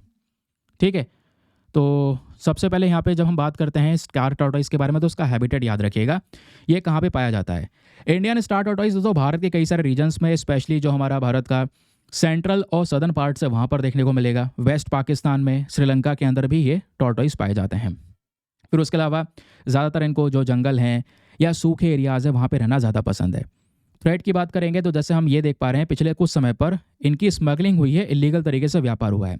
तो ये जो टॉर्टोइज की स्पीशीज़ हैं, ये प्रजातियां हैं दोस्तों, इनमें सबसे बड़ा जो इशू नज़र आया है वो क्या है, इलीगल तरीके से व्यापार करना, जिस चक्कर में इनको पकड़ के ले जाया जाता है, या फिर यहाँ पे कह सकते हैं इलीगल तरीके से हंटिंग कर लेते हैं, जिसकी वजह से इनकी पॉपुलेशन तेज़ी से यहाँ पे कम होती हुई नज़र आई है। फिर क्या है, फिर अगर आप देखेंगे तो जो हमारा वर्ल्ड क्राइम कंट्रोल ब्यूरो है, इस रिपोर्ट के अकॉर्डिंग बोला गया 90% जो ट्रेड होता है स्टार टॉर्टोइज का, वो इंटरनेशनल पेट मार्केट के हिसाब से यहाँ पर हो रहा है। ठीक है, बहुत सारा यहाँ पर मतलब व्यापार हो रहा है आज के समय पर इन टॉर्टोइज का। फिर ध्यान रखना है प्रोटेक्शन स्टेटस। हमेशा कोई भी एनिमल चर्चाओं में है उसको लेकर यूपीएससी ज़्यादातर प्रोटेक्शन स्टेटस ही पूछता है। जैसे आईयूसीएन के अंदर में इसको कहाँ पे कवर किया गया है, तो इंडियन स्टार टॉर्टोइज आज आईयूसीएन में वल्नरेबल कैटेगरी में कवर करी गई है। वल्नरेबल मतलब खतरे में है प्रजाति, इसको प्रोटेक्शन की रिक्वायरमेंट है। आज हम यहाँ पर इसकी सुरक्षा करेंगे तभी ये प्रजाति आगे जाके बच पाएगी, सर्वाइव कर पाएगी। बाकी वाइल्ड लाइफ प्रोटेक्शन एक्ट में शेड्यूल 1 में रखा गया है। शेड्यूल 1 में रखने का मतलब यह है इसको हाई प्रोटेक्शन दी गई है। आप इसकी हंटिंग, आपकी इसकी शिकार वगैरह नहीं कर सकते। अगर शिकार करते हैं तो आपके खिलाफ में एक्शन लिया जाएगा, वो भी बहुत ही ज़्यादा स्ट्रिक्ट एक्शंस। फिर साइट्स जो है, साइट्स मतलब convention on international trade in species. कई बार क्या होता है, काफ़ी सारी प्रजातियों की इंटरनेशनल लेवल पर व्यापार होता है, तो उसका व्यापार करना है नहीं करना है वो डिसाइड करता है साइट्स के अंदर में उसका स्टेटस। तो बेसिकली यहाँ पर इस टॉर्टोइज को साइट्स के अंदर में अपेंडिक्स 1 में कवर किया गया है, और अपेंडिक्स 1 में कवर करने का मतलब है आप इसका इंटरनेशनल ट्रेड नहीं कर सकते। इसमें ढेर सारी रिस्ट्रिक्शंस आपको देखने को मिलेंगी। ऐसी रिस्ट्रिक्शंस को यहाँ पर आपको फेस करना पड़ेगा। समझ गए? तो ये था यहाँ पे एक और न्यूज़ आर्टिकल, वो भी समाप्त। अगली खबर पर आते हैं। नेक्स्ट न्यूज़ आर्टिकल दोस्तों यहाँ पे बात करता है चंडीगढ़ आज के समय पर क्रिमिनल लॉज को इम्प्लीमेंट करने में लीड कर रहा है। ये क्या बात हो रही है ज़रा सुनिएगा।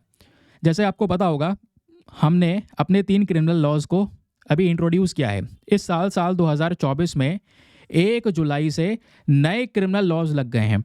इससे पहले हमारे पास में कुछ और नियम हुआ करते थे। आपको पता होगा कि भाई जो अपराध के केसेस हैं उनको इंडियन पिनल कोड 1860 से देखा जाता था, या कोड ऑफ क्रिमिनल प्रोसीजर 1973 था, या इंडियन एविडेंस एक्ट 1872 था।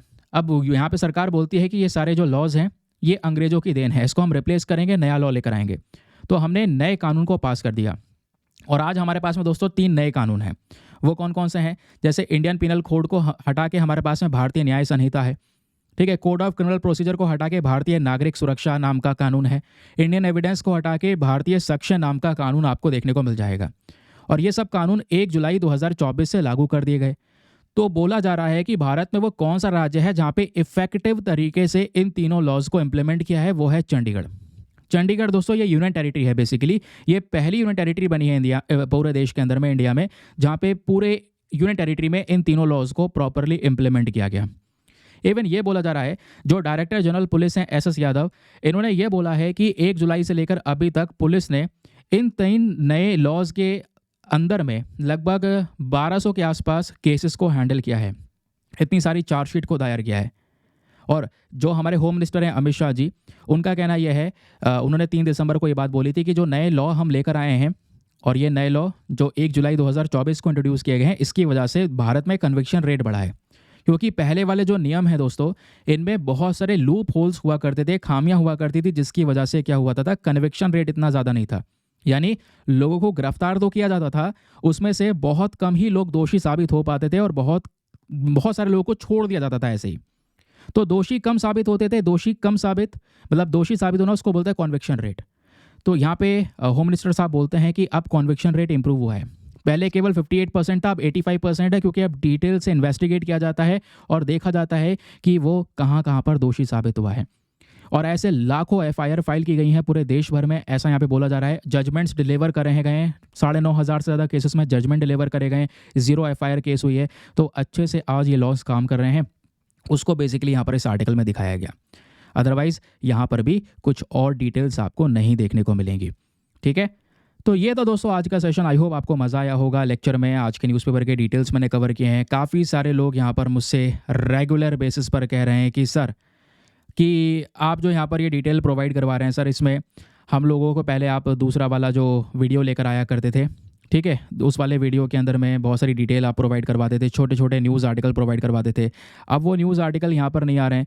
वो वीडियो यार कभी अपलोड हो पाता है, कभी नहीं अपलोड हो पाता है। हाँ, मुझे पता है, ऐसी बहुत सारी जो समस्याएं हैं वो हमको देखने को मिली हैं पिछले कुछ समय पर।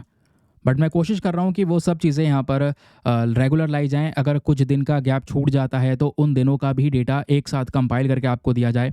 नहीं तो फिर यहाँ पर इस वीडियो में भी मैं धीरे धीरे करके कंटेंट इंक्लूड करता रहूँगा। तो उसमें यहाँ पर बस खाली यार मैं इस वीडियो में थोड़ा एक्स्ट्रा कंटेंट इसलिए इंक्लूड नहीं कर रहा हूँ क्योंकि वीडियो का लेंथ बढ़ जाएगा। क्योंकि मान लो यहाँ पर 1 घंटे में हम अपना द हिंदू न्यूज़पेपर कवर कर रहे हैं, जिसमें सब शॉर्ट लॉन्ग न्यूज़ सब कवर कर रहे हैं। अगर मैं यहाँ पर बाकी सारे आर्टिकल ऐड करूँगा तो कम से कम 40-45 मिनट और एक्स्ट्रा चाहिए। तो ये वीडियो कुल मिलाकर 1 घंटा 40 मिनट या 1 घंटा 45 मिनट का हो जाएगा। आप बताओ क्या ये आपके लिए सही रहेगा? नीचे कमेंट सेक्शन में मुझे इसके बारे में मेंशन करना, ठीक है। चलिए मिलते हैं आप लोगों से अगले लेक्चर में। आज के लिए bye bye, have a nice day, thank you and जय हिंद।